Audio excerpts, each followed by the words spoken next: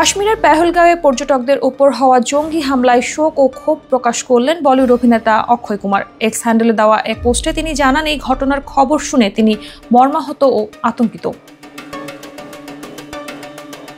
নিজের বার্তায় অক্ষয় কুমার লেখেন, পেহেলগাঁওয়ে পর্যটকদের উপর জঙ্গি হামলার খবর শুনে আমি ভীত। এভাবে নিরীহ মানুষদের হত্যা করা নিছক জঘন্য কাজ। তাদের পরিবারের জন্য প্রার্থনা করি। মঙ্গলবার দুপুরে যখন খোশ মেজাজে ছুটির মৌতাত নিচ্ছিলেন পর্যটকরা, তখনই জলপাই রঙের পোশাক পরা ঘোড়ায় চেপে সবুজ উপত্যকায় হাজির হয় ৬-৭ জন মৃত্যুদূত। ২-৩টে দলে ভাগ হয়ে অতর্কিতে ৪০ থেকে ৫০ রাউন্ড গুলি ছোড়ে। ধর্মীয় পরিচয় দেখে রীতিমতো টার্গেট কিলিং চালায় তারা। তাতেই মৃত্যু হয়েছে অন্তত ২৬ জনের। এই তালিকায় ২ জন বিদেশি রয়েছে বলেও জানা গেছে। হাসপাতালে মৃত্যুর সঙ্গে পাঞ্জা লড়ছে আরও অনেকেই।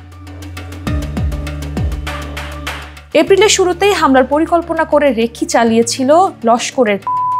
একাধিক রিসোর্ট ঘুরে দেখে অবশেষে বেছে নেয় মিনি সুইজারল্যান্ড খ্যাত বৈরাসন ভ্যালির ওই রিসোর্টকে। এই ঘটনায় বিদেশ সফরে থাকা দেশটির প্রধানমন্ত্রী নরেন্দ্র মোদী এক্স হ্যান্ডেলে লিখেন, কাশ্মীরের তীব্র নিন্দা জানাচ্ছি। নিহতদের পরিবারের প্রতি সমবেদনা জানাই। আহতদের দ্রুত আরোগ্য কামনা করছি। দোষীদের কাউকে ছাড় দেওয়া হবে না।